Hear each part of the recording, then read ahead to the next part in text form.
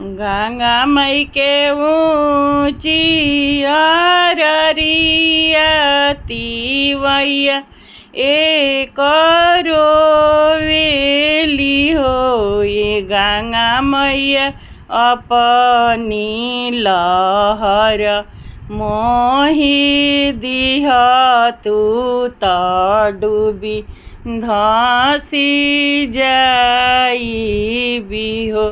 ए गंगा मैया अपनी लहर मोहि देहु त डूबी धसी जाइबी हो।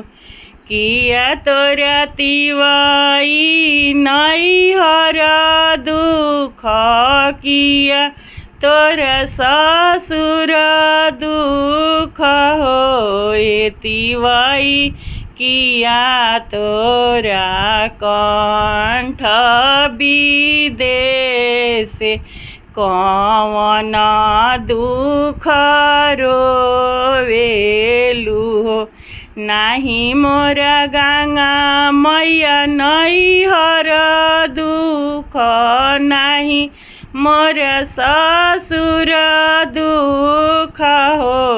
ए गंगा मैया नाही मोरा कंठ विदेश कोखिया दुख रोइला हो।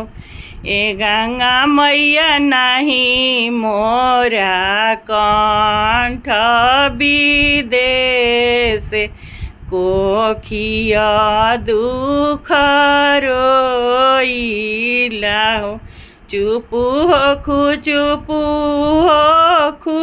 तिवाई पटोरवे लोरा पोछहु हो। ए तिवाई अपनी बालक हम मारबी तोहे जुड़वाइबी हो। ए तिवाई अपनी बालक हम मारबी तोहे जुड़वाइबी हो। आमावा के देलू गंगा मैया 10 5 मिली घवध फल हो। ए गंगा मैया हमारा के निर्मल डढ़िया त झूल लेना नारायण हो।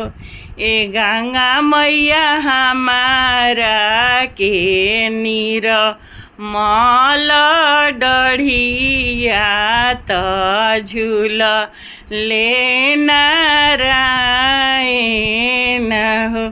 अच्छा लगे तो लाइक करिए, शेयर